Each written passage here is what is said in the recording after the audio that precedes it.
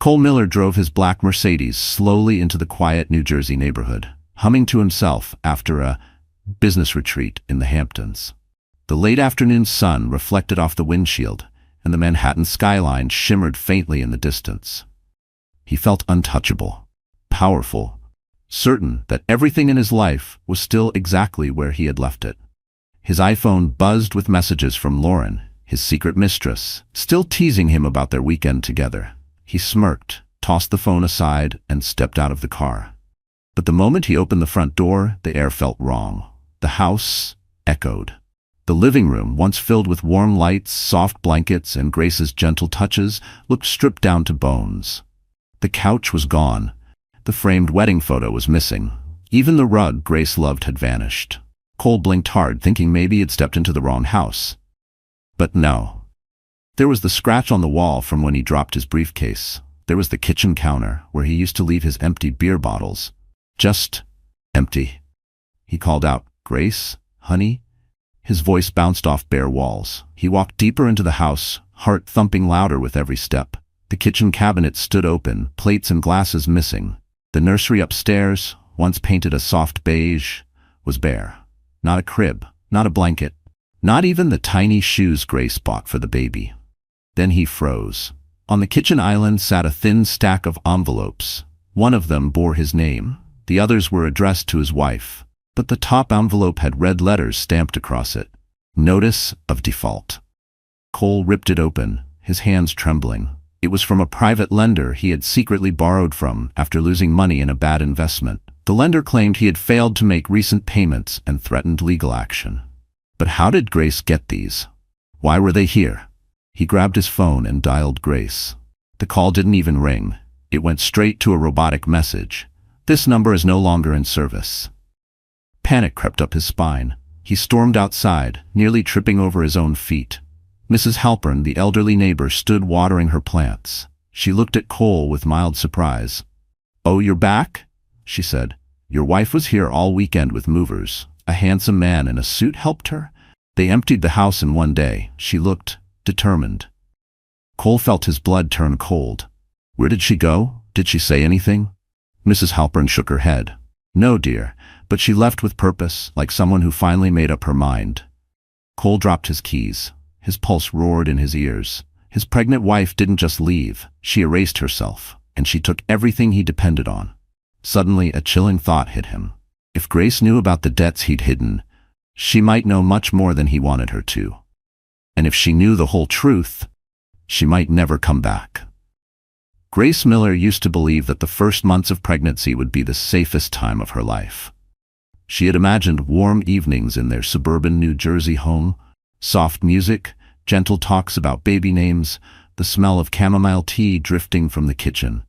But 3 months before she vanished, the air inside the Miller household had already begun to harden into something cold and brittle, like glass waiting to crack. It started subtly.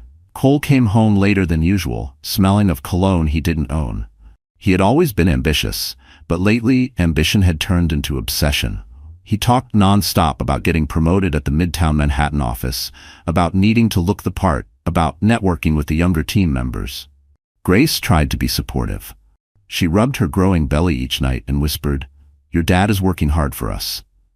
But deep down, unease curled inside her. One Thursday evening, she prepared a simple dinner: grilled chicken, steamed vegetables, and the rosemary bread she knew Cole liked. She lit a small candle on the dining table to make the house feel warm. When Cole walked in, he didn't even take off his coat before announcing, "I already ate." He tossed his Mercedes key fob on the counter, barely glancing at her. She tried to ask about his day, but he brushed past her, already scrolling on his iPhone. She watched him disappear into his office, the door shutting with a soft but deliberate click. As the candle flickered in the quiet, Grace felt a loneliness she couldn't name. The following week brought more tension. While sorting laundry, she found an unfamiliar silk scarf tucked in Cole's jacket pocket. It smelled faintly of perfume, an expensive floral blend she could never afford. When she asked him about it, he laughed too loudly, accusing her of becoming paranoid because pregnant women get weird. She apologized even though she wasn't wrong. That night, she couldn't sleep.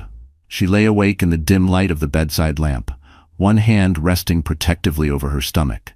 Her baby kicked gently, as if sensing her unease. 2 weeks later, at a routine prenatal appointment in Manhattan, her doctor expressed concern about her blood pressure. "Are you under stress?" he asked softly. Grace hesitated but nodded. The doctor urged her to rest, to avoid emotional strain. She promised she would, though she knew it wasn't entirely in her control. On their way home, Grace suggested spending a weekend away, just the two of them, maybe somewhere along the Hudson River. Fresh air, a peaceful view, a chance to reconnect. Cole didn't even look up from his phone when he said, "I have meetings. Besides, you can't travel much. It's too risky." His tone made it sound like her pregnancy was a burden, not a blessing. That night, Grace quietly opened her MacBook Air and searched, "How to protect financial assets in marriage. Signs of emotional manipulation. How to stay calm during pregnancy stress." She left the browser open by accident. The next morning, Cole saw it and scoffed, calling her dramatic, claiming she was overthinking everything because hormones make women unstable. Grace sat on the edge of the bed, tears in her eyes, trying to steady her breathing. She reached for the small ultrasound photo taped to her nightstand, her baby curled like a tiny comma. That fragile life kept her grounded, kept her from breaking. But the cracks were spreading. That evening, as she folded tiny baby clothes gifted by Megan, her hands trembled. She felt like someone standing on thin ice, hearing the echoes of something massive shifting beneath her feet. And she couldn't shake the feeling that something far worse was coming, something she wasn't prepared for at all. Because deep down, Grace sensed that Cole wasn't just drifting away. He was hiding something that could destroy everything. For weeks, Grace had tried to convince herself she was imagining everything. She blamed exhaustion, hormones, her growing fears. She wanted so badly to believe Cole was simply stressed, not unfaithful. But the truth always finds its way to the surface, usually in the smallest, most unexpected details. It happened on a quiet Tuesday evening. The winter wind was tapping against the kitchen windows, and Grace was folding freshly washed baby blankets, soft cotton ones with tiny stars printed on them. She tried to focus on the comforting routine, humming softly to calm herself. But her stomach tightened when she heard the garage door open earlier than usual. Cole walked in wearing a crisp new suit she had never seen before. His hair was styled, his shoes polished, and his tie looked like something from a luxury boutique in Midtown. He looked too intentional, too prepared for what he claimed was a normal day at the office. "Big meeting?" Grace asked carefully, trying to keep her tone neutral. Cole shrugged, already loosening his tie as he grabbed a beer from the fridge. "Client dinner. Long day. Don't start with questions. I'm tired." She swallowed her hurt and returned to folding, but her eyes kept drifting to his suit jacket tossed carelessly over a chair. A corner of paper stuck out of the pocket. She didn't want to look. She told herself not to, but something inside her whispered, "You need to know." When Cole stepped upstairs to shower, Grace reached for the jacket with trembling hands and pulled out the slip of paper. It was a receipt from a rooftop restaurant on Fifth Avenue, time-stamped 11:47 p.m. last night. A restaurant Cole had claimed was too expensive for regular dinners. The meal was for two, and the wine alone cost more than her monthly grocery budget. Grace's throat tightened. Her heart hammered painfully against her ribs. She stared at the receipt until the ink seemed to blur. Her fingers went numb around the thin paper. She tried to breathe, but each inhale felt like glass in her lungs. She placed the receipt back exactly where she found it, smoothing the jacket with shaking hands. She didn't want to fight. Not tonight. Not when the baby kicked every time she was upset. But the universe wasn't done with her. Later, as she walked past Cole's home office, she heard him laughing softly. A soft, flirtatious laugh she hadn't heard directed at her in years. Before she could stop herself, she peeked through the crack of the door. Cole leaned back in his office chair, phone pressed to his ear, voice low and warm. "Yeah, Lauren. Last night was perfect. I can't stop thinking about you." Grace's blood ran cold. She didn't move, didn't breathe. He continued, chuckling. "Don't worry about my wife. She's distracted with the pregnancy stuff. She barely notices anything anymore." Those words stabbed deeper than any blade could. Grace pressed a hand to her stomach protectively. Her baby shifted gently, as if sensing her pain. She backed away slowly, careful not to make a sound, tears streaming silently down her cheeks. She fled to the bedroom, shut the door quietly, and sank to the floor. The world felt unbearably heavy. The house felt too small, too cold, too dangerous. Her heartbeat thudded loudly in her ears as she realized the terrible truth. There was no misunderstanding, no coincidence, no excuse. Her husband was cheating, and he felt confident enough to laugh about it in their own home. But the cruelest blow was yet to come.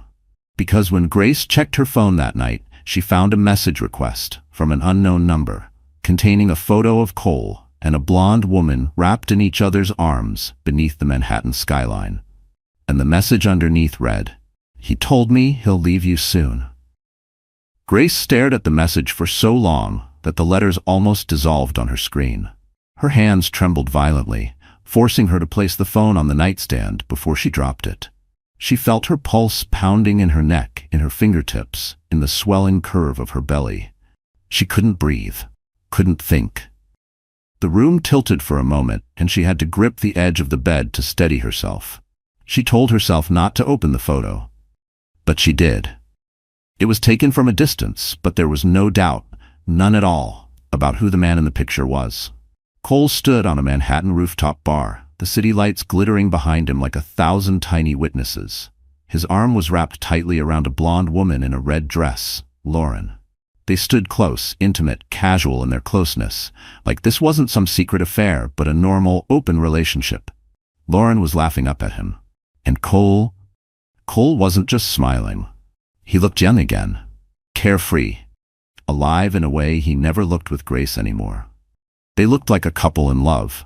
Grace felt something inside her shatter, the last fragile piece of hope she'd been desperately clinging to. She sank down onto the bed, pressing both hands over her mouth to stop the sobs from breaking free. Her chest tightened as if someone had wrapped iron bands around her lungs. She didn't know how long she sat like that. Minutes. Hours. Time blurred. Eventually the door creaked open. Cole walked in, hair damp from the shower, looking refreshed, almost smug. He tossed his towel on a chair and stretched like he had no weight in the world. "You're still awake?" he asked, acting surprised. Grace forced her breathing to steady. She wiped her cheeks quickly, hoping the dim lighting hit her swollen eyes. "I couldn't sleep," she whispered. Cole barely nodded. "You should try harder. Stress isn't good for the baby." The hypocrisy nearly choked her, but she didn't react. She couldn't. Not now. Not when she was shaking from the inside out. Not when one wrong move could push him into one of his explosive moods. Cole climbed into bed, but faced the opposite direction, scrolling through his iPhone with a grin he didn't bother hiding. Grace lay silently beside him, staring at the ceiling, her heart aching in a way she didn't know was possible. Hours later, unable to bear the stillness, she slipped quietly out of bed. She tiptoed into the bathroom and closed the door gently. She sat on the cold tile floor, leaning against the wall. Tears streamed silently down her face. She rested her hand over her belly. "I'm so sorry," she whispered to her unborn child. "You deserve better than this. I should have protected you sooner." A few minutes later, her phone buzzed with another message from Megan, her best friend in Charleston. It read, "Grace, I don't know how to tell you this gently, but I think Cole is seeing that woman from his office. My coworker visited the same rooftop bar tonight and saw him there. She sent me a video. I'm so sorry, honey." Grace clicked the video and her world caved in completely. There was Cole, holding Lauren by the waist, whispering into her ear, kissing her neck. Not a drunken kiss, not a mistake. Something practiced, familiar, repeated. And Grace knew then that this wasn't a new affair. It was something deep enough for Cole to risk their marriage, their baby, their life. Her breath hitched. She suddenly felt dizzy, so dizzy she had to grip the sink to pull herself up. She splashed cold water on her face, staring at the mirror. The woman looking back at her seemed fragile, drained, and heartbreakingly alone. But in her eyes, through the tears, there was a small burn of something new. Resolve. A spark of quiet fury. A whisper of, "You can't stay here anymore." Because the rooftop photo wasn't just proof of betrayal. It was the moment Grace realized that loving Cole was killing her, and staying would destroy her and her child completely. Grace didn't sleep at all that night. She lay awake until dawn, watching the first thin line of light slip through the blinds. Her body felt heavy, drained, as if grief itself had weight. Her baby shifted gently inside her, a small reminder that she wasn't alone, even though she had never felt more isolated in her life. By the time Cole walked downstairs the next morning, Grace sat at the kitchen table, fingers wrapped tightly around a warm cup of chamomile tea. The steam rose in slow, fragile curls, the only softness left in the room. She had rehearsed what she wanted to say for hours, but when she saw him, freshly shaved, well-rested, humming under his breath, her throat closed. Still she tried. "We need to talk," she said softly. Cole didn't even look at her. He poured himself coffee, added too much sugar, and leaned on the counter scrolling through his iPhone. "About what?" Grace swallowed. "About the rooftop, the picture, Lauren." That made him pause. Slowly, he set the phone down and turned to her with an expression somewhere between annoyance and boredom. "Oh God," he sighed. "We're doing this now?" Grace clenched her fingers around her mug. "I saw the photo, Cole. You were holding her, you were kissing her." His jaw tightened for a brief second, but then he smirked. "You're blowing everything out of proportion. It was a work event. She had too much to drink. I helped her stand. That's it." "That's not what the photo shows," Grace whispered. Cole rolled his eyes. "Grace, you're pregnant. Your hormones are insane. You're paranoid about everything. You're imagining half of what's happening." The words hit her like a slap. Gaslighting. Again. Grace felt her lips tremble. "I heard you on the phone last night. You told her the evening was perfect. You said I was too distracted to notice anything." Cole froze. For the first time, a crack appeared in his mask. But instead of apologizing, instead of looking ashamed, he went on the offensive, hard. "You were eavesdropping?" he snapped. "Seriously, that's sick, Grace. Real sick. Maybe you do need help." Grace stared at him, stunned. This was what he always did, turn everything around until she doubted her own sanity. But today, something inside her refused to bend. "I'm not crazy," she whispered. "You're cheating. You've been cheating." Cole laughed, a cold, humorless sound. "Congratulations, you figured it out. What do you want? A medal?" Grace's breath caught. "I want the truth." "The truth?" Cole leaned in, eyes icy. "The truth is, you've been dragging me down for years. You work part-time. You barely contribute. You complain, you worry, you cling. Lauren actually makes me feel alive." Grace's heart crumpled, each word slicing deeper than the last. "And honestly," he added, shrugging, "the pregnancy hasn't helped. It's been non-stop stress. You act like I'm supposed to worship you just because you're carrying a baby." She covered her stomach instinctively, as if shielding the child from his cruelty. Cole wasn't finished. "Look, Grace, I'm not leaving you now. That would look bad, but once the baby's here, maybe we figure something out, something easier, cleaner, for both of us." Easier, cleaner. He meant divorce, but only when he was ready, when it suited him. A tear slid down Grace's cheek.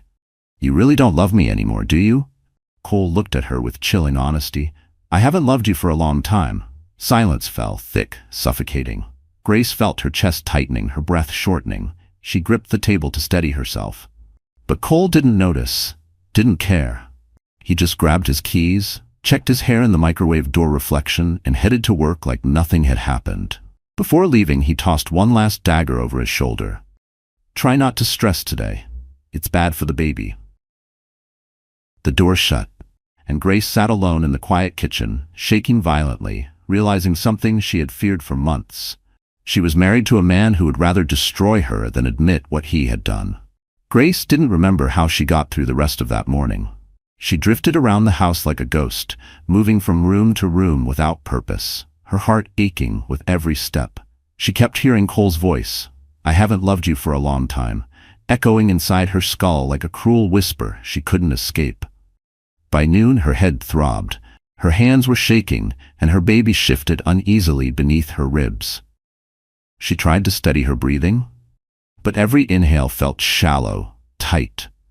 The house felt colder than usual, as if the walls themselves were pulling away from her. She couldn't stay there, not with the weight of Cole's words crushing her chest. That was when she remembered Daniel, her cousin, the one person who had always treated her like family. He worked as a real estate and estate protection attorney in Manhattan. He had once told her, years ago, "If you ever need help, no matter how small, call me." Grace had never taken him up on it. She didn't want to be a burden, but today, she had no one else. She grabbed her coat, slipped her feet into the soft flats by the door, and drove toward the city. The sky over the Hudson was gray, heavy with the promise of rain. Her hands gripped the steering wheel too tightly, her stomach tight every time she hit a bump. She knew she shouldn't be driving in this state, but staying home felt far more dangerous. Daniel's office was on the 23rd floor of a sleek glass building overlooking Park Avenue. She stepped out of the elevator feeling small, fragile, as if one wrong word could make her collapse. His assistant recognized her immediately and hurried her into his office before even asking for an appointment. Daniel stood when she walked in. He wasn't just surprised, he looked concerned. "Grace? What happened?" That was all it took. The tears came fast, overwhelming, unstoppable. Grace broke down in front of him, covering her mouth with shaking hands as sobs tore through her chest. Daniel didn't rush her. He didn't ask questions. He simply handed her a tissue box, closed the blinds, and waited patiently until she could breathe again. When she finally lifted her head, she looked exhausted. Eyes swollen, cheeks pale, shoulders limp. "Tell me everything," Daniel said gently. She did. She told him about the rooftop photo, the video, the scarf, the late nights, the gaslighting, the cruelty, the way Cole dismissed her pain like it was an inconvenience. And when she got to the part where Cole told her he hadn't loved her in a long time, her voice cracked so deeply, Daniel had to look away for a moment. When she finished, the room went quiet. Daniel leaned forward, his expression turning serious, dangerously serious. "Grace, you need to understand something. This isn't just infidelity. Cole is setting up an exit plan." Grace blinked. "What do you mean?" Daniel pulled a folder from his drawer and placed it gently on the desk. "I ran a background check on him a few months ago, for unrelated reasons. I didn't tell you because I didn't want to worry you, but I found something that bothered me." Grace felt her heart begin to race. Daniel continued, "Cole has been moving money, quietly, through accounts in his name and, more recently, in accounts under your name." Grace's stomach dropped. "What?" Her voice barely escaped. Daniel nodded. "If those accounts are flagged for financial misconduct, the law doesn't care who actually made the transactions. The name on the account is responsible. Grace, if you don't protect yourself now, you could be legally tied to his debts, his lies, even possible fraud." The room cooled her suddenly. Her pulse hammered in her ears. Daniel lowered his voice. "Grace, you and that baby are in more danger than you realize." Tears blurred her vision again. "I don't know what to do," she whispered. Daniel placed a steady hand on her arm. "You don't have to know. You just have to trust me, and you have to let me help you get out before he ruins your future." Grace closed her eyes, her heart aching, her baby kicking softly as if begging her to listen. For the first time, she realized this wasn't just about heartbreak. This was about survival. And Grace understood, with chilling clarity, that staying with Cole could cost her everything. Grace sat frozen in Daniel's office long after he finished speaking. His words echoed in her ears like distant thunder. Heavy, looming, impossible to ignore. "Cole is setting up an exit plan. Your name is tied to suspicious accounts. You and the baby are in danger." Danger. The word sent a cold wave down her spine. She'd always known something was wrong, but hearing it from a lawyer, family, someone who had no reason to lie, made it all real. Too real. Daniel spoke gently, choosing his words with care. "Grace, if you stay, he will drag you into whatever mess he's created. When the time comes, he'll protect himself, and only himself. Men like him always do." Grace wiped her tears, but new ones threatened to spill again. "I don't understand how everything got this bad," Daniel sighed. "Because you trusted him, and he took advantage of that." He opened a thin file drawer and pulled out a stack of documents, placing them neatly in front of her. "These are options, not decisions, not demands, just possibilities, but you need to know them." Grace's breathing grew shallow as she scanned the words on the papers. Property listing agreement, financial separation pre-checklist, emergency transfer authorization. She whispered, "You want me to leave him?" Daniel didn't hesitate. "I want you to survive him." Grace's hands trembled as she rested them over her belly. The baby kicked softly, as if urging her forward. She felt torn, between fear and duty, between the life she once imagined and the harsh reality suffocating her. Daniel leaned closer. Grace, if Cole is shifting money into accounts under your name, he's preparing a scapegoat, and you know damn well he won't hesitate to sacrifice you to save himself. Those words stabbed harder than any betrayal, because they were true. Grace closed her eyes. She pictured Cole's face, cold, condescending, his voice accusing her of being unstable, paranoid, dramatic. She remembered him laughing with Lauren, remembered him dismissing her pain, remembered how small he made her feel. And suddenly, for the first time, something inside her snapped into focus. "I want out," she whispered, "but I don't know how." Daniel nodded slowly, relief flickering through his tired eyes. "Then we do it quietly, carefully, and in a way he'll never see coming." He pulled out a legal pad and began outlining step by step. Grace must not confront Cole again. She must act normal, calm, obedient, predictable. Daniel would hire a discreet real estate agent to prepare the house for a silent listing. Grace would pack only essentials in small, unnoticeable amounts. She would quietly separate her finances. She would keep records of everything: texts, emails, audio clips. And when Cole left for one of his weekend retreats, that's when she would disappear. Grace listened, each word like a lifeline thrown into stormy water. But fear still hovered. "Daniel, what if he finds out?" "He won't," Daniel said firmly, "because we're going to move smarter than him. And Grace," he held her gaze, "you're not as weak as he made you believe." Her throat tightened. For months she had felt small, powerless, trapped. But hearing someone affirm her strength cracked something open inside her, something that had been buried under fear and exhaustion. She nodded, wiping her cheeks.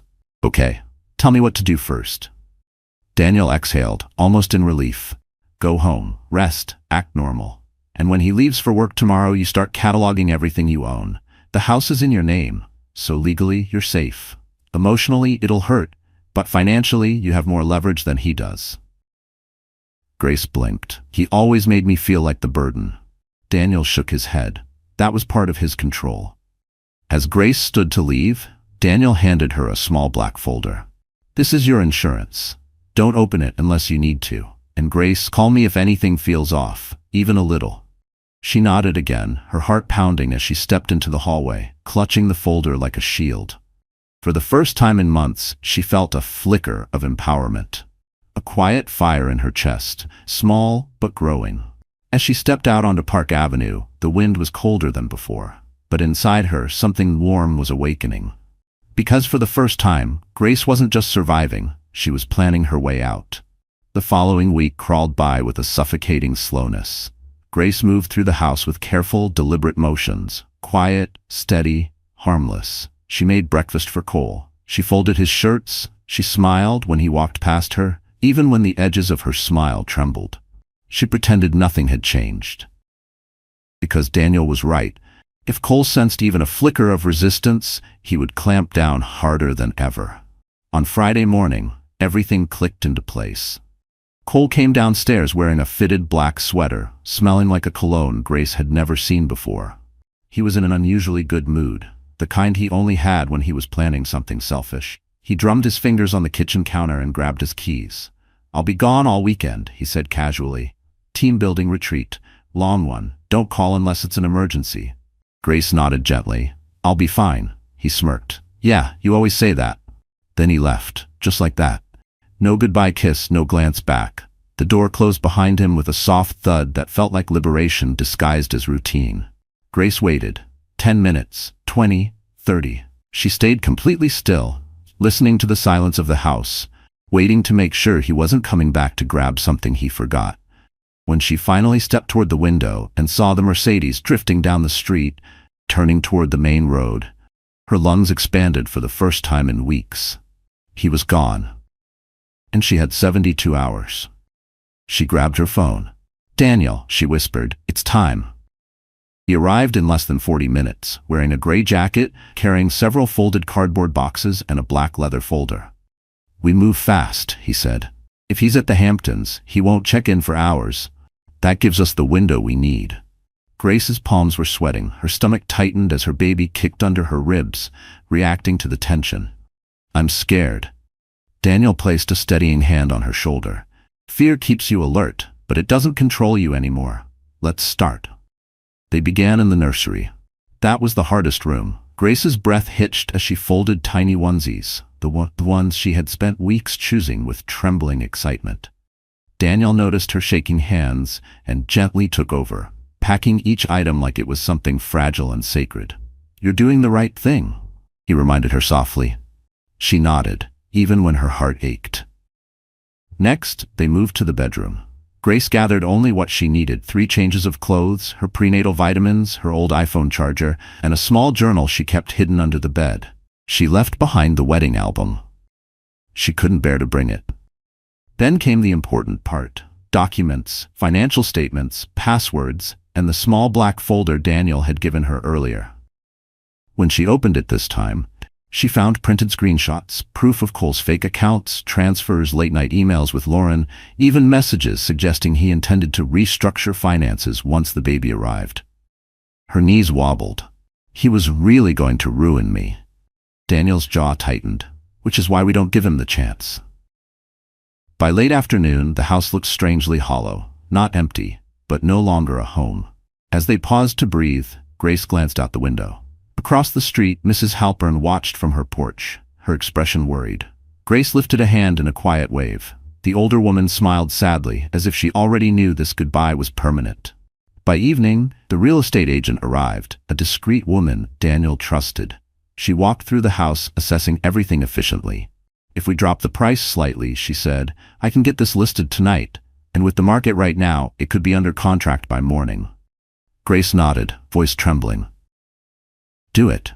The agent gave her a sympathetic look. "You're brave." Brave. Grace had never felt less brave in her life, but there was no turning back. As the sun set, casting long shadows across the empty floors, Grace stood in the center of the living room, hand over her stomach, whispering softly, "We're leaving. We're going somewhere safe." For the first time, she felt her baby respond, not with fear, but with a gentle, almost hopeful kick. And that's when she realized the truth. This wasn't the end of her life. This was the moment she finally stepped into her own. The next morning arrived with a thin gray sky, heavy and unmoving, like the world was holding its breath with her. Grace woke up early, unable to shake the tightness in her chest. The house felt colder, emptier, almost echoing with memories she wanted to forget. Today was the day everything became real. Today, the first moving truck would arrive. Daniel showed up just after sunrise, carrying a thermos of coffee for himself and a warm decaf tea for her. "You slept at all?" he asked. Grace shook her head. "I'm afraid if I close my eyes, I'll wake up and he'll be standing in the doorway." "He won't," Daniel said firmly. "He won't be back for days, and by the time he realizes anything, it'll be too late for him to stop a thing." Grace breathed deeply and nodded. Her baby shifted under her ribs, restless, as if absorbing her nerves. At 9 o'clock sharp, the moving van rumbled down the quiet suburban street. The sound made Grace's heart lurch. She felt exposed, vulnerable. What if the neighbors asked questions? What if Cole suddenly checked the home cameras? But Daniel had already disabled every security device Cole installed, replacing them with a basic offline system he controlled. "You're invisible here now," he reassured her. "Let's keep it that way." 2 movers stepped out of the truck, strong and silent. They followed Daniel's instructions without a single curious glance. Grace watched from the hallway as they carried out furniture piece by piece. The crib, her design desk, the small sofa she bought secondhand years ago, the kitchen table where she once believed family meals would be shared. Every item passing through the door felt like a goodbye. Halfway through the morning, the baby kicked hard, and Grace leaned against the wall, trying to steady her breathing. Daniel noticed immediately. "You need a break," he said, but Grace shook her head. "If I stop, I don't know if I'll keep going." She walked toward the nursery, once the only light-filled space in the house. Now it was stripped bare, just a faint outline of where the crib had been. Her throat tightened. "I wanted this room to feel safe," she whispered. "I wanted him, my child, to grow up in a home that felt peaceful." Daniel stepped beside her. "You're giving him something better," he said softly, "a life without fear." Grace nodded, wiping quickly at her eyes. At noon, the movers finished loading the truck. They handed Daniel the final inventory sheet, and he signed it. Grace watched the doors of the moving truck slam shut with a dull metal thud, a sound that felt strangely final, Like the closing of a chapter she never thought she'd leave behind. Across the street, Mrs. Halpern approached slowly, clutching a basket of blueberry muffins. Her eyes were sympathetic, almost knowing. "You're leaving, aren't you, dear?" she asked. Grace swallowed hard. "Yes, but I can't explain everything." The elderly woman touched her arm gently. "You don't have to.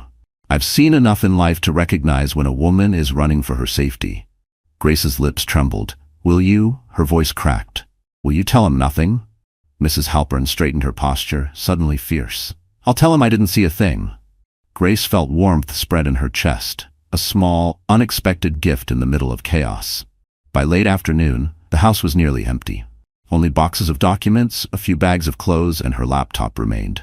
Everything essential was packed into Daniel's car, hidden behind tinted windows.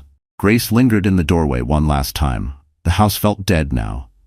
Emotionless. A shell of the life she once hoped to build. Daniel touched her shoulder. "Grace, it's time." She nodded. As they stepped outside, a sharp gust of wind swept through the yard, scattering a few leaves across the porch.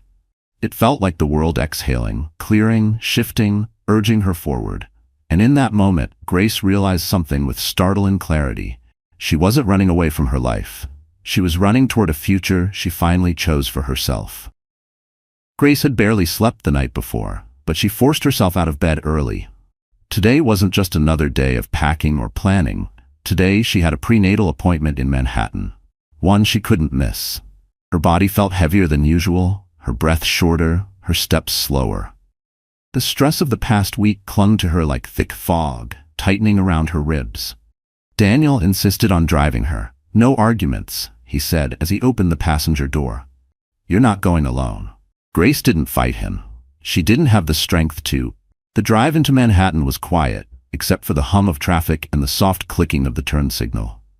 Grace watched the city's skyline rise ahead of them, usually a sight that filled her with awe. Today it felt like a reminder of everything collapsing around her. Cole's world, Cole's lies, Cole's territory. When they reached the medical building, Daniel offered to go in with her, but she shook her head. "I need to do this alone," she whispered. She stepped into the elevator, surrounded by strangers but feeling utterly isolated. When the doors opened on the 14th floor, the familiar smell of antiseptic and faint lavender greeted her. The receptionist smiled warmly. "Hi, Grace. You're here a little early today." "I just wanted to check in sooner," Grace replied softly, rubbing her belly. Minutes later, she sat on the exam table as Dr. Hirsch, her OB-GYN, entered with his usual calm presence. But the moment he saw her face, pale, drawn, exhausted, his expression shifted.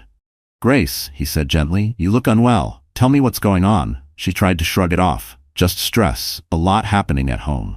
Dr. Hirsch folded his arms. "Stress can be dangerous at this stage. Tell me truthfully, are you safe?" The question pierced straight through her composure. She stared at her hands. "Physically, yes. Emotionally." Her voice trailed off, broken. The doctor nodded with quiet understanding. "Let's check on the baby, okay?" He began the exam, moving the ultrasound wand gently across her stomach. The familiar heartbeat filled the room, a fast, fluttering rhythm that always brought her comfort. But today, Dr. Hirsch's brow furrowed in concentration. "Is something wrong?" Grace whispered, panic rising. He didn't answer immediately. He zoomed in, reviewed the readings again, then finally met her eyes. "Grace, your blood pressure is significantly higher than your last visit, and your stress levels are clearly affecting you physically. You're showing early signs of prenatal hypertension." Her breath caught. "What does that mean?" "It means you need to be extremely careful," he said firmly. "Too much stress can lead to complications. Preterm labor, placental issues, or worse. You need rest, stability, emotional safety. Whatever is happening at home, it's harming you and the baby." Tears welled in her eyes. "I'm trying. I don't know how to control any of it." Dr. Hirsch sat beside her, lowering his voice. "Then you need to remove yourself from whatever's causing this level of distress. I'm serious, Grace. If your home environment is unsafe, emotionally or physically, you must leave it." The words struck her like lightning. Leave. The same word Daniel had said. The same word she'd whispered to herself in the dark. The same word her heart had been begging her to consider. Grace pressed a hand against her belly. The baby moved faintly under her palm. "Doctor?" Her voice cracked. What if leaving makes things worse? He shook his head firmly. Nothing is worse than staying somewhere that puts both of your lives at risk. The exam ended with strict instructions. Monitor her blood pressure, avoid stress, keep her heart rate low. As she stepped out into the hallway, the world felt sharper, clearer, harsher. Daniel stood when he saw her. One look at her face, and he knew. What did he say? Grace swallowed hard.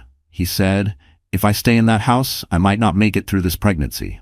Daniel's jaw tensed. Then that decides it. She nodded slowly, feeling her heart pound against her ribs. This wasn't just about betrayal anymore. It was life or death. And Grace finally understood that staying with Cole wasn't an option. It was a threat. That Saturday evening, while Grace and Daniel quietly finalized her escape plan, miles away an entirely different world shimmered under the golden glow of the Hamptons. Cole stepped out onto the resort deck, overlooking the ocean as sunset painted the waves in copper and rose. Soft jazz drifted through the air, expensive wine glasses clinked, and executives mingled under string lights like they were celebrating victory rather than indulging in irresponsibility. Lauren slid her arm through his, leaning close. "You seem relaxed," she purred. "Guess the wife isn't blowing up your phone today?" Cole chuckled, sipping his wine. "She's probably napping or doing whatever pregnant women do. Honestly, she's barely noticeable these days." Lauren laughed, a sharp, delighted sound. "Good, that means you're free to enjoy yourself." They whispered in corners, shared stolen kisses when no one was looking, and acted like they were already a couple. Cole didn't hide his pleasure. He felt untouchable, safe. He had no idea his world was about to collapse. Back in New Jersey, the contrast couldn't have been sharper. Grace sat on the living room floor, a stack of documents spread around her like pieces of a shattered past. The agent had emailed her. The house was officially listed. Within an hour, the first offer came in. Cash buyer, fast closing, no contingencies. Daniel scanned the details and nodded. "This is the best you could hope for, and the fastest." Grace's heart twisted. "I didn't think it would happen so quickly." "That's good," Daniel replied gently. "The quicker, the safer." But quick didn't mean painless. Grace walked slowly through the half-empty house, touching the walls she once painted with so much hope. She paused in the kitchen, the room where she had once envisioned cooking family dinners, hearing little feet running across the tile.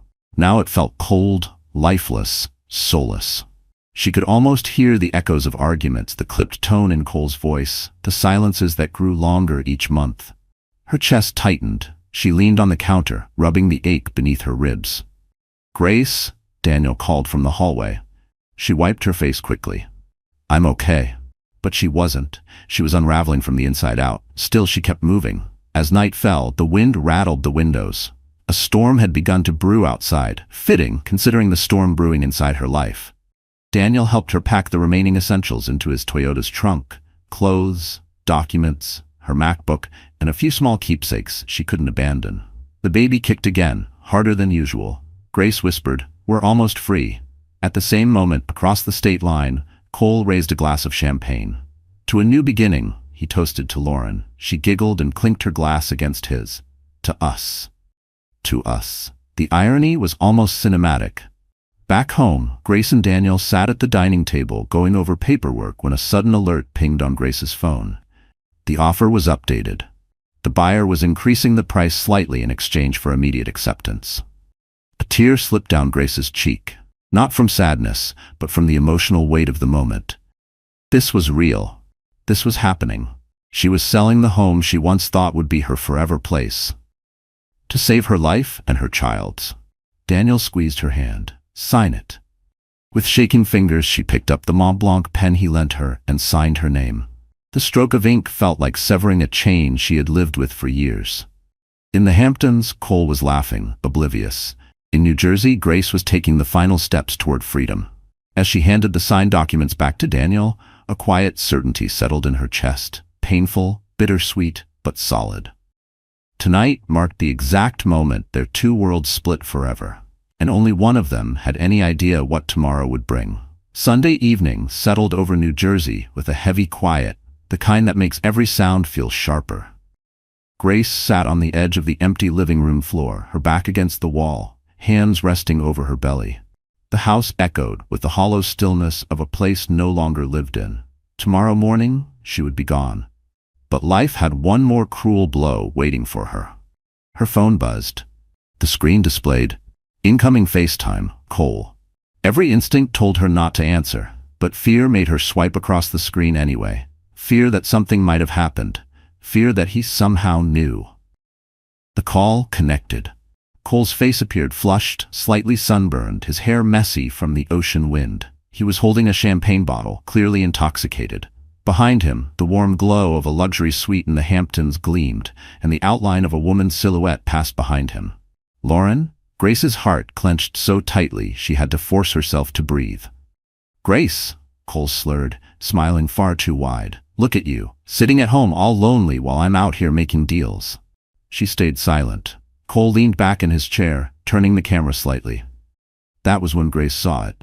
Lauren on the bed, laughing, wrapped in one of the resort's white robes, with Cole's shirt draped over her shoulders. Something in Grace's chest cracked, sharp and deep. "You know," Cole said, pointing the bottle toward the camera, "life doesn't always go as planned. I mean, maybe we weren't meant to be forever. Maybe we just got married too fast. Maybe I settled." Grace felt her face go cold. "But don't worry," he continued with a drunken grin. "Once the baby's here, we'll figure things out. I'll give you a little place somewhere affordable. You won't need much." "You never did."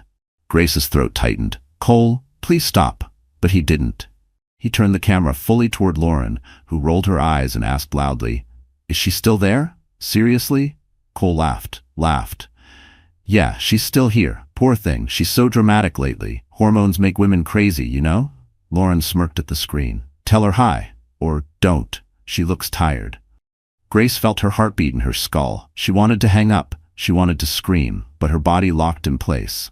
Cole added, "Anyway, I'll be home Monday night. Make sure dinner's ready. Something light. I don't want to come home to a mess." He paused, smirking one last time. "And Grace, try not to stress. You know how fragile you get." Then he ended the call. The room went silent. Grace sat frozen, staring at her reflection in the black screen. She looked pale, broken, hollowed out. Her breath grew shallow. Her stomach tightened painfully. The baby kicked hard, too hard. She pressed her palm to her chest, trying to slow her breathing. Yes, but a wave of dizziness hit her so intensely she had to grip the wall to keep from collapsing.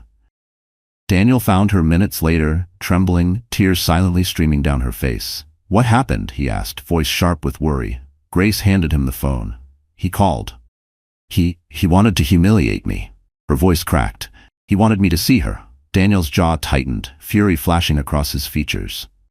"He's a monster." Grace wiped her face. "This is it. I'm done. I can't survive one more moment of this." He nodded firmly. "Then we leave tonight." But the moment she stood, a sharp pain shot through her abdomen. She gasped, clutching her stomach. Daniel caught her before she fell. "Grace?" She shook her head, breath trembling. It's okay. The doctor said stress could..." Another pain ripped through her, worse this time. Daniel didn't hesitate. "We're going to the hospital, now." Grace clung to him, tears spilling freely. "Please, don't let him find me." Daniel tightened his grip. "He won't, I swear." As he helped her out the door into the cold night air, Grace realized something with heartbreaking clarity. She wasn't just escaping a marriage anymore. She was fighting for her life and her child's, while the man who vowed to love her was laughing in another woman's arms. Grace woke in a hospital room hours later, the steady beep of the monitor echoing in the dim light. Her vision blurred for a moment before settling. Daniel sat in a chair beside her, still in the same clothes, dark circles forming beneath his eyes. The storm outside hammered against the windows, each rumble of thunder sounding like a warning. "You're awake," Daniel said softly as he stood. "They stabilized your blood pressure. You and the baby are safe, for now." Grace let out a shaky breath, one hand instinctively moving to her belly. Her baby kicked faintly, alive, fighting, reminding her why she couldn't falter. "What time is it?" she whispered. "A little after 6 in the morning," Daniel answered. "We stayed overnight for monitoring, but we can't stay here long. If Cole comes home early and finds the house empty..." Grace's entire body went cold. She sat up slowly. "We have to go. Now." Within an hour, she was discharged with warnings. Avoid stress, stay hydrated, rest. But rest wasn't an option. Survival was. Daniel helped her into the car, loaded the last remaining bags, and drove her back to the house just as dawn broke, laying a soft gray light over the street. They worked quickly, silently. Everything Grace needed was already in Daniel's trunk. She walked through the house one last time, her footsteps echoing in the emptiness.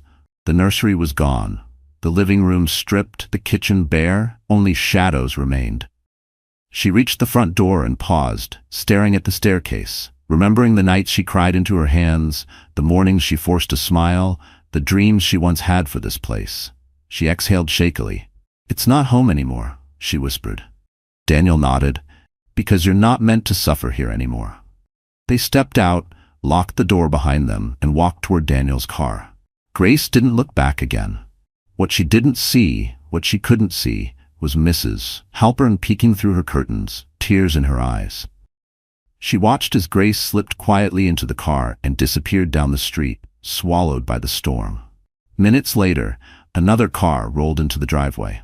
A police cruiser. 2 officers stepped out, knocking on the locked door.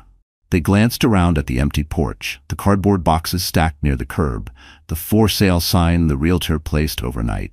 Inside the cruiser, the radio crackled. Possible missing person. Husband reported, wife unresponsive and emotionally unstable. Pregnant female, early 30s. Mrs. Halpern tightened her robe around herself and hurried outside. "She's not missing," she declared firmly. "She left. And she wasn't unstable. She was scared." The officers took notes but exchanged skeptical glances. "Ma'am, we still need to speak with her. Is there any indication where she's gone?" Mrs. Halpern straightened her shoulders. "No. And even if I knew, I wouldn't tell that man a thing. He hurt her. I've lived long enough to see the signs." The officers didn't argue. They radioed in the update and drove off slowly, scanning the neighborhood for any sign of Grace. But Grace was already far away. By noon, Daniel's car had crossed state lines. Grace stared silently out the window, her hands cradling her belly. Every mile between her and New Jersey felt like a stitch mending her heart. "Where are we going?" she asked finally. "Charleston," Daniel said. "Megan is waiting. You'll be safe there." Grace nodded, letting out the first fragile breath of hope she'd felt in months. Back in New Jersey, hours later, Cole arrived home early. Angry, hungover, and impatient. When he opened the front door and saw the empty house, his face drained of color. He stormed from room to room, yelling Grace's name, his voice echoing through the bare walls. But she was gone. The house he used to control was stripped of everything he held power over. He punched the wall so hard the frame shook. Then, when he found the real estate folder and the signed documents, he realized the truth. Grace hadn't just left. She had outplayed him, and vanished without leaving a single trace he could use against her. Cole tore through the empty house like a man possessed. Every door slammed, every cabinet yanked open, every drawer thrown to the floor. His breath came in sharp, angry bursts. The silence around him only amplified the panic crawling beneath his skin. "Grace," he shouted again, as if her name alone could summon her back. But the house answered with nothing. Finally, he stumbled into the kitchen, bare, cold, stripped clean. That's when he saw it. A thin stack of paperwork sitting neatly in the center of the island, as if left there deliberately. His heart lurched. He snatched the documents and began flipping through them, confusion shifting into dawning horror. Property transfer authorization, final sale agreement, bank release form. Seller's statement. Grace Miller. Cole's eyes widened. "She sold the house?" he whispered, voice cracking with disbelief. "She sold my house?" His house. He repeated the words again, louder this time, like a child refusing to accept the truth. No, this has to be illegal. She can't just..." His voice broke as he reached the final page. At the bottom, in crisp black ink, sat a single line that sealed his fate. Owner of record, Grace Miller. His mouth went dry. "No," he said again. "That's wrong. That's not." But the next page hit him even harder. His gaze dragged over the print like a slow-moving punch. Initial down payment source. Private inheritance. Grace Miller. Cole's knees nearly buckled. The house he bragged about at work, the house he claimed he bought, the house he used in every story to inflate his ego, was never his in the first place. Grace owned it outright. His name wasn't anywhere on the deed. Rage and disbelief tangled in his chest. He slammed the stack onto the counter and grabbed his phone, dialing his attorney at rapid speed. The The call connected. Brad, my wife. She stole the house. She sold it behind my back. We need to reverse it. I want everything undone. There was a pause, then a carefully measured tone. Cole, you can't reverse a sale when the property was legally hers. Cole froze. What the hell does that mean? Brad sighed heavily. It means she didn't steal anything. The place was purchased under her name only, using her inheritance. You have no ownership claim. None. Cole's grip tightened around his phone until his knuckles turned white. But I paid the mortgage. You paid utilities, Brad corrected flatly. She paid the mortgage. She has the receipts to prove it. Your financial contribution to the property is minimal. Cole felt the world tilt. But she can't just take the money and run. Brad cleared his throat uncomfortably.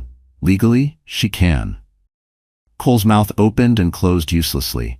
This couldn't be happening. This couldn't be real. Grace, the quiet wife he controlled, dismissed, belittled, had just outmaneuvered him in the one area he thought he dominated. And then the next blow landed. Brad lowered his voice. There's something else. An internal audit flagged some questionable accounts in your department. Transfers involving marketing budgets and personal expenditures. Cole's blood ran cold. What does that have to do with? One of the accounts is under your wife's name. Cole went stiff. That's impossible. She doesn't even know. Brad cut him off sharply. Cole, if your wife didn't open that account herself, then someone else did. And if those funds are linked back to you, this could become a criminal investigation. Fraud, misappropriation of company assets. You could face termination or worse. Cole stumbled back, gripping the counter for support. The room spun. Grace wasn't just gone. She wasn't just angry. She had evidence. And she left him to face the consequences of his own lies, alone.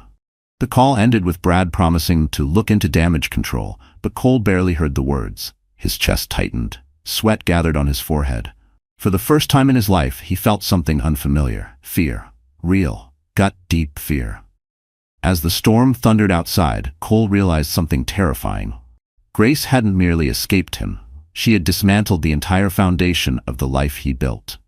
And he never even saw her coming.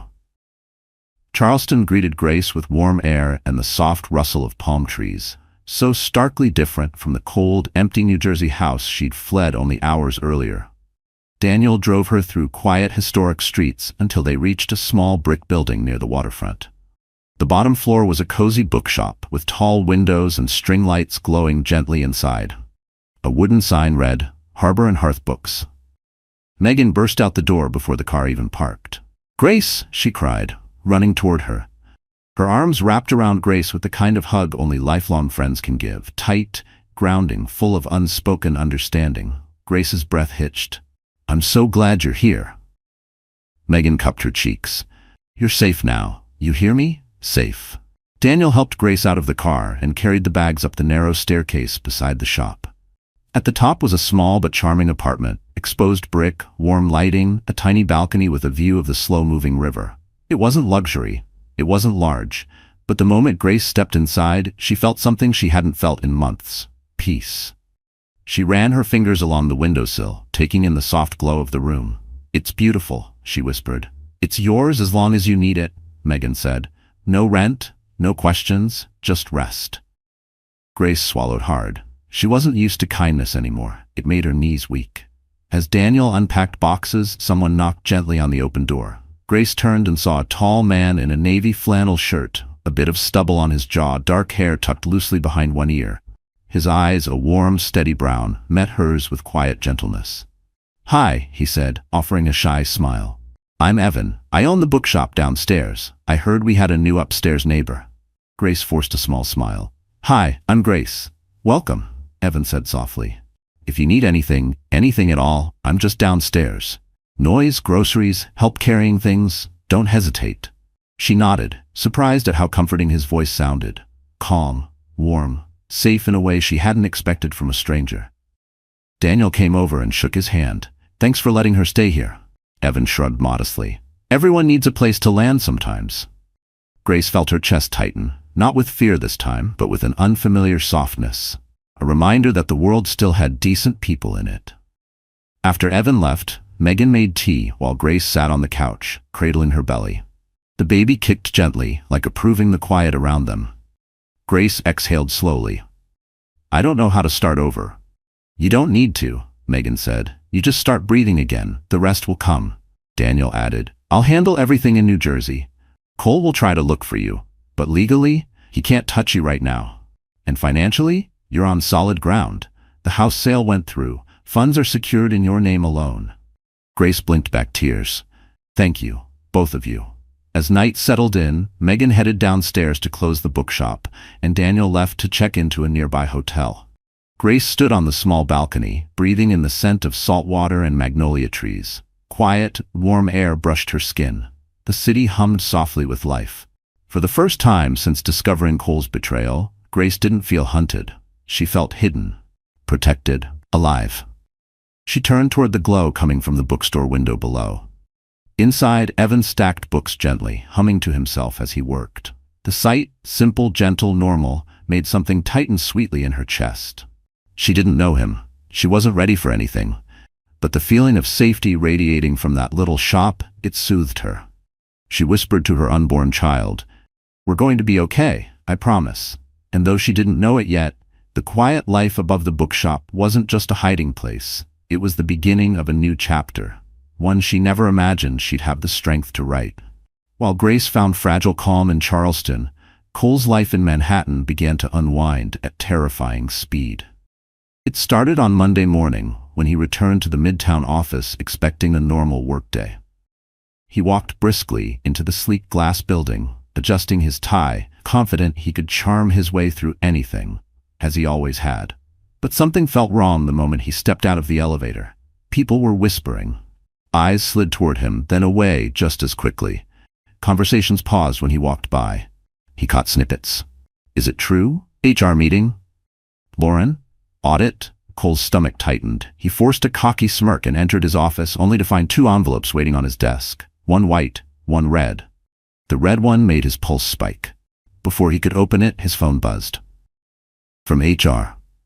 Mandatory meeting. Conference room B. Now. Cole grabbed his jacket and marched down the hall, irritation darkening his expression. But when he opened the conference room door and saw who was waiting inside, all the arrogance drained from his face. HR director, chief financial officer, head of compliance, a company lawyer, and Lauren. Her eyes were red from crying. Cole, the HR director said without greeting, please have a seat. He hesitated. What's going on? The CFO folded his hands. We're conducting an internal investigation into misappropriated marketing funds. Cole's throat tightened. What does that have to do with? We traced several transfers, compliance cut in. Funds used for unexplained travel, restaurant bills, unauthorized expenses, many tied directly to your personal outings. Cole forced a laugh. You're kidding. This is a misunderstanding. No, the lawyer said firmly. It's not. Lauren shifted in her seat, eyes glossy with shame. Cole, they questioned me all morning. He stiffened. And what did you say? I told them the truth, she whispered. About the trips, about the dinners, about us. The room spun. You what? The HR director leaned forward. You were romantically involved with a subordinate. That alone is grounds for disciplinary action. But combined with improper expenditures, this is serious. Cole's voice cracked, desperation leaking through his bravado. You can't be serious. I'm one of the top performers here. Not anymore, the CFO replied coldly. You've become a liability. Lauren flinched. She wouldn't meet his eyes. Effective immediately, HR continued. You are suspended pending further review. Badge, keys, company laptop. Hand them over. Cole slammed his palm against the table. This is insane. You're basing all of this on rumors. The compliance officer slid a manila folder across the table. Not rumors. Documentation. Cole opened it, and the color drained from his face. Printouts of receipts he thought he hid, transaction logs from accounts he used, photos of him and Lauren at the Hamptons. And the worst, transfers tied to the fraudulent account under Grace's name. His hands shook. Where did you get this? It was submitted anonymously, the lawyer said.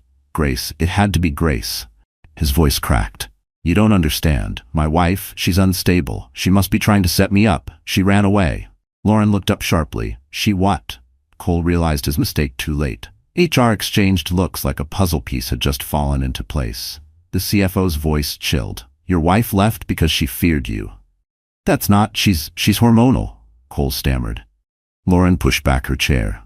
Cole, what did you do? He reached for her, but she recoiled. "Don't touch me." Security was called in. Cole's badge was taken. He was escorted past rows of silent employees, his humiliation on full display through the office's glass walls.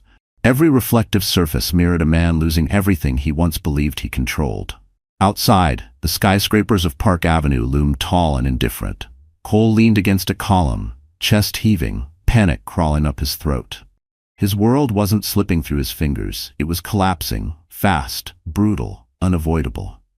And somewhere far away, the woman he underestimated was breathing freely for the first time. Grace hadn't destroyed his life. He had done that all on his own. And now the consequences were finally catching up. The first week in Charleston passed in a fragile calm. Grace settled into the small apartment above the bookshop, taking slow walks on the balcony, sipping warm chamomile tea Megan brewed each night, and letting her body finally breathe. But peace never lasts long when someone like Cole is on the other end. On the 8th morning, the storm came. Grace was sitting at the tiny kitchen table, reviewing prenatal notes Dr. Hirsch had emailed her, when her phone lit up with a number she didn't recognize. She hesitated, then answered. "Mrs. Miller," a clipped voice said, "this is Officer Barnes with the New Jersey Police Department. Your husband has filed a missing person report." Grace's heart dropped. "I'm not missing. I left for my safety." "We understand," the officer said carefully, "but your husband claims you are mentally unstable and may pose a risk to yourself and your unborn child." Grace almost dropped the phone. "What? That's a lie." "There will be an investigation. We need to verify your well-being." I'm in Charleston. I'm safe. I can provide medical records, everything." Her breathing sped up, panic clawing at her ribs. "That will help," he said gently. "But be prepared. Your husband has also contacted his attorneys about emergency custody rights." The call ended, leaving Grace trembling. The room blurred for a moment, her breaths quick and shallow. She clutched the table, feeling her baby twist anxiously inside her. Megan rushed in. "Grace, honey, what happened?" "He's trying to take my baby," Grace whispered, voice shaking. "Using the police, using everything he can." Within the hour, Daniel arrived, jaw clenched, eyes blazing. He filed a missing person report and an emergency custody petition, that bastard. Grace wiped her eyes. "What do I do?"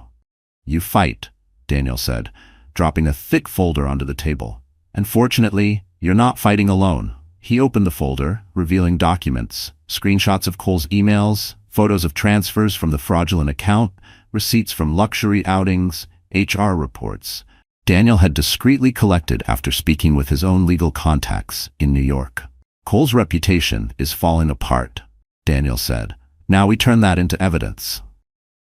The next days were a blur of legal motions, affidavits, notarized statements. Megan drove Grace to a Charleston family court office where she submitted a notarized statement describing emotional abuse, gaslighting, financial manipulation, and the dangerous stress that nearly caused complications in her pregnancy. The clerk's eyes softened when she saw Grace's trembling hands. "We'll expedite this."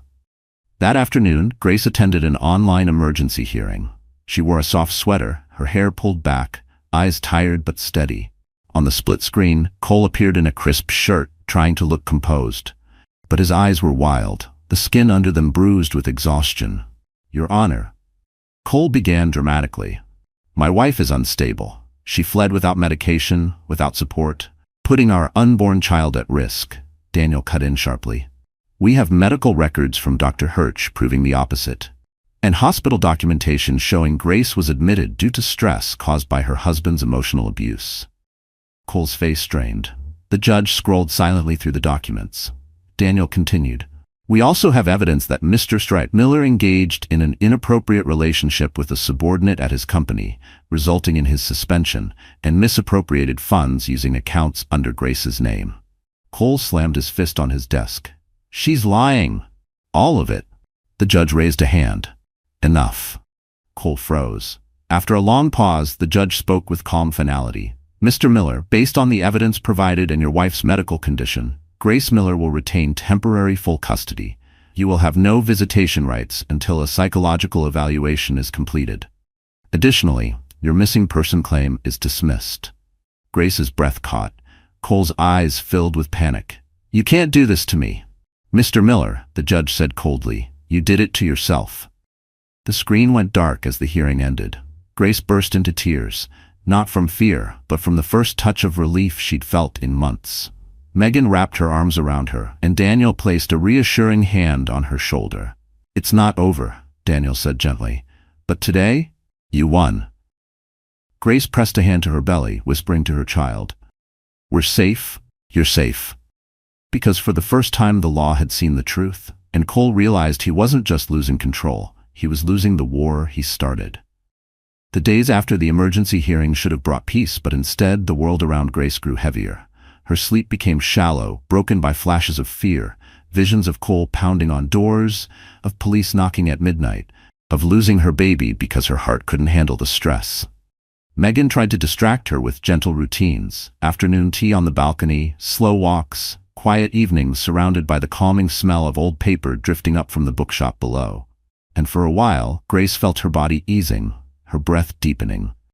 Even the baby moved differently. Less frantic, more rhythmic, comforted by the quiet environment. Then came the flight. Grace had to return to New York for a required in-person court-related medical review. Daniel offered to fly with her, and she reluctantly agreed, knowing it was unavoidable. They left Charleston at dawn, Grace moving slowly through the airport, one hand always braced against her belly. On the plane, she tried to breathe steadily, resting her head against the cool window. Daniel read over legal notes beside her, keeping a protective eye on her every movement. "You okay?" he asked. "Yes," she lied. The flight was smooth at first, then the turbulence hit. The plane jerked sharply, rattling overhead bins. Grace's pulse skyrocketed. Passengers gasped, gripping armrests. Daniel held her hand as the aircraft shook again, harder this time. The lights flickered. A baby cried somewhere behind them, the sound piercing the trembling air. Grace tried to breathe, but a stabbing pain shot across her abdomen, then another, sharper, deeper. Her breath hitched. "Daniel, something's wrong." His head snapped toward her. "Where?" "My stomach, it hurts, oh God." He signaled the flight attendant, who rushed over. Grace doubled forward, gripping the seatbelt. Sweat gathered along her hairline. Her vision blurred. She couldn't get enough air. "Ma'am, are you in labor?" the attendant asked urgently. "No, it's too soon. It's too soon," Grace gasped. The turbulence worsened, rattling the ceiling panels. Daniel's voice grew tight. "We need medical help now." The attendant grabbed the intercom. "If there is a doctor on board, please press your call button." A woman in a navy sweater hurried over. "I'm a pediatric resident. Let me see her." She knelt beside Grace, speaking calmly as she checked her pulse, her breathing, her abdomen. "Her blood pressure is spiking," the doctor said urgently. "She needs emergency care the moment we land." Grace's fingers dug into the armrest. Pain pulsed lower now, sharp, rhythmic, terrifying. Her breaths came in shallow gasps. "Stay with me, Grace," Daniel said, squeezing her hand. "We're almost down." But it didn't feel like almost, it felt like forever. Her mind swirled with images: her empty New Jersey house, Cole's laughter in the Hamptons, her baby's ultrasound sound, Evan's soft smile downstairs in the bookshop. She whispered weakly, "Please, don't let anything happen to my baby." The doctor leaned closer. "You're strong. Your baby's strong. Just hold on." The plane dipped sharply as the captain announced an emergency priority landing. Tires screeched as they hit the runway, the cabin pitching forward. The moment the aircraft stopped, paramedics rushed aboard. Grace was lifted onto a stretcher, panic clawing up her throat. Daniel stayed beside her, refusing to leave her hand. At the hospital, fluorescent lights blurred above her as the stretcher rolled through halls. Nurses swarmed, machines beeped, her chest tightened. She fought to stay conscious. "Grace," a nurse said firmly, "your baby's heart rate is elevated, but stable. We need to calm your blood pressure." Daniel bent beside her. "You're doing great, I'm right here." A tear escaped down Grace's cheek. "I'm scared." "I know," he whispered, "but you're not alone." Slowly, painfully, her breathing steadied. The monitor softened, her body stopped trembling. After what felt like hours, the doctor returned. "The baby is okay. But you were close, too close. You cannot endure another spike like this." Grace exhaled shakily, pressing her hand to her belly. Daniel's voice was low, shaken. "This is the last time we travel. No more hearings. No more risks." Grace nodded weakly, because tonight had proven a truth more terrifying than any legal battle. She was fighting for 2 lives. and one more wrong step could cost her everything she was trying so desperately to protect. Grace spent 3 more days in the New York hospital, recovering slowly under the glow of soft ceiling lights and the steady rhythm of fetal monitors. Daniel stayed by her side, taking calls in the hallway, emailing legal teams, making sure Cole couldn't push another emergency hearing or corner her into traveling again. Megan sent voice notes filled with warmth and jokes, trying to keep Grace's spirit steady. But the real storm was brewing outside hospital walls. Cole? He had filed yet another petition, this time demanding immediate joint custody, claiming Grace had kidnapped their child across state lines. It was a desperate move, and desperation always smells obvious in court. On the morning of the hearing, Grace sat in a wheelchair, pale but resolute. The doctor insisted she shouldn't attend in person, so the court allowed a secure video link from her private hospital room. A nurse helped set up the tablet while Daniel straightened his suit, preparing for war. Cole appeared on the screen first, disheveled, anxious, and furious. His lawyer sat beside him, flipping through paperwork with a tense jaw.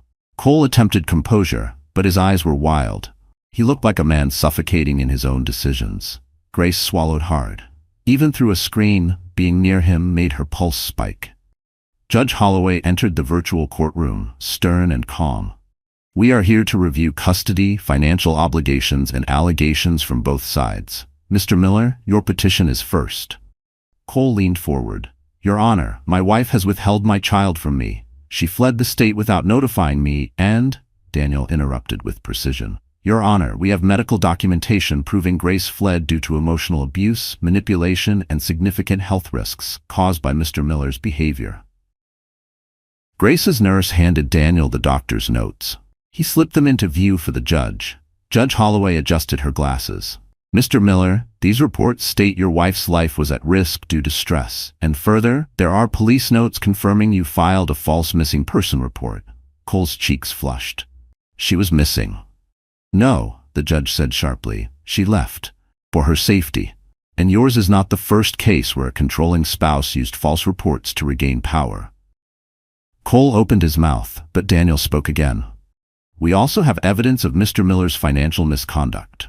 He placed another stack of documents before the camera. Screenshots, transfer logs, emails from HR, Lauren's written statement detailing the relationship, and Cole's use of company funds for personal outings. Cole lunged forward.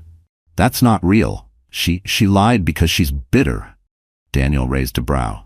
"She submitted these voluntarily, Mr. Miller, under oath." Cole's panic shifted quickly into rage. "She set me up. Grace is unstable. She can't even take care of herself." Grace flinched, but didn't break. Daniel's voice hardened. "Yet she managed to protect her assets, secure medical care, and comply with every legal requirement, while you are currently suspended from your company and under internal investigation." The judge lifted a hand for silence. "Mr. Miller, please explain why funds were moved into fraudulent accounts under your wife's name." Cole stammered. "I don't know. Maybe she opened them." Daniel nearly laughed. "She didn't know the passwords to her own accounts, but she opened an offshore one from your work computer?" Judge Holloway frowned deeply. "This is becoming concerning." Cole's lawyer finally spoke for the first time. "Your Honor, we request a recess." "Denied," the judge said firmly. The room went quiet. Finally, Judge Holloway folded her hands. "Based on the evidence, and given Mrs. Miller's vulnerable medical condition, the court grants Grace Miller full legal and physical custody. Mr. Miller shall have supervised visitation only, pending psychological evaluation and resolution of the ongoing financial investigation." Cole's face collapsed. "And furthermore," the judge continued, "due to misconduct and attempted manipulation of legal systems, Mr. Miller is ordered to pay temporary spousal support and full medical expenses for Mrs. Miller and the unborn child." Grace inhaled sharply, tears filling her eyes, but this time they weren't from fear. Cole slammed his fists on the table. "This is unfair. She's ruining my life." Judge Holloway's voice cut through him like cold steel. "No, Mr. Miller. You ruined your own life. This court is merely acknowledging the consequences." The hearing ended. Daniel placed a comforting hand on Grace's shoulder. "It's over. You're free." Grace exhaled a long, trembling breath. She rested her hand on her belly as her baby shifted softly beneath her palm. Justice had finally found its way to her. And Cole had finally received the price for every cruelty he ever inflicted. Justice, consequence, and the one thing he valued most slipping out of his reach forever. Grace returned to Charleston 2 days after the final hearing, exhausted but lighter, as if a 100-pound weight had finally been lifted off her chest. When Daniel wheeled her through the airport, she breathed in the warm southern air like it was the first real breath she'd taken in months. The sky above the historic rooftops glowed with the soft gold of late afternoon. For the first time, the world didn't feel dangerous. It felt open, wide and waiting. Megan rushed toward her the moment they reached the curb. "You did it," she whispered, hugging Grace carefully around her shoulders. "You're home. Home." The word no longer scared her. Back at the apartment above Harbor and Hearth Books, Grace stood by the balcony and listened to the gentle hum of evening traffic, the distant call of seagulls, and the soft rustle of pages drifting up from the shop below. The atmosphere wrapped around her like a warm blanket. Over the next few weeks, her body healed. Slowly, steadily.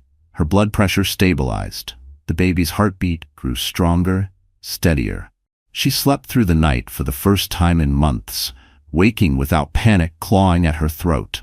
Every morning, she wandered downstairs to the bookshop, drawn to its warmth. Evan always greeted her with a gentle smile and a soft, "Good morning, Grace." He never pried, never pushed. Sometimes he'd leave a cup of peppermint tea at her table as she read quietly by the window. Sometimes they talked about things that had nothing to do with pain, small things, human things. Stories, books, music, life. Grace realized slowly, cautiously, that safety didn't have to be silent. Sometimes it came in the form of a steady voice and a kind pair of eyes. She didn't fall into anything too fast. She had no room left for rushed decisions, but she allowed herself to feel warmth again, allowed herself to be seen. On a mild spring afternoon, Grace went into labor. Evan closed the shop early and drove her to the hospital, refusing to leave her side until the doctor called him family. Megan arrived moments later, holding Grace's hand through every contraction. Hours blurred, pain blurred, and then suddenly, everything sharpened. The baby's cry, soft, strong, beautiful. "It's a boy," the nurse whispered, placing the tiny newborn against Grace's chest. Grace burst into tears, pure shaking, cleansing tears. She whispered, "Hi, sweetheart, hi," kissing his tiny forehead as he curled against her, warm and safe. When she looked up, Evan and Megan were standing in the doorway, both smiling with quiet awe. Daniel soon arrived, breathless, holding flowers and nearly breaking down when he saw the child. Grace named the baby Asher, meaning blessing, because that's what he was. Back in New Jersey, Cole received the news through a formal notification. He stared at the paper long after the words stopped meaning anything. There was no space on that page for his name. No rights. No access. No power. He never saw the child he once expected to control. Instead, Cole faced the results of the internal investigation. Termination, legal consequences, and a financial spiral he couldn't escape. His new life was nothing like he imagined. A lonely apartment, mounting debt, and the one person he believed would always be waiting for him, gone forever. Meanwhile, in Charleston, Grace's life blossomed quietly. She spent afternoons rocking Asher in the balcony sunlight, evenings reading in the bookshop, while Evan closed the register. Nights surrounded by people who actually cared for her, truly cared. Months passed. Grace walked Asher along the waterfront in a stroller, the breeze tugging gently at his blanket. Her heart felt settled, finally settled. She had a job helping Evan run the bookshop's children's corner, something she genuinely loved. She had a circle of support, she had peace, and she had a future she built herself, without fear, without control, without pain. One evening, as the sun drifted low over the river, Evan stepped beside her on the balcony. He didn't speak at first, he just watched her rock Asher gently. When she turned toward him, he smiled softly. "You look happy, Grace." She felt it, the truth of it, settling warm in her chest. "I am," she whispered. She looked down at her son, then at the life she'd reclaimed with her own hands. Cole had taken so much from her, but she had rebuilt everything, stronger, calmer, brighter. Because in the end, Grace didn't just escape, she rose, and life finally gave her the love, peace, and justice she always deserved. So that's how Grace's story comes to an end. And if you are still here, listening until this very last moment, then something in her journey must have touched your heart in a quiet, personal way. Maybe you saw a part of yourself in her fears, in her strength, or in the way she learned to rise again. Life has a strange way of breaking us open just enough so the light can enter. Like Marcus Aurelius once wrote, "The impediment to action advances action. What stands in the way becomes the way." Grace didn't escape her suffering by luck. She reclaimed her life by choosing courage, one small step at a time. And that's something every one of us can learn from. You don't have to stay where you are hurt. You don't have to shrink yourself to be loved. And you are allowed to rewrite your story no matter how late it feels. If her healing touched your heart, let it remind you that you deserve safety, respect, and peace too. If this journey moved you, even just a little, don't forget to like, share, and subscribe to the channel. Your support helps these stories continue. And who knows, maybe the next story will be the one that speaks directly to the place inside you that's still waiting to heal.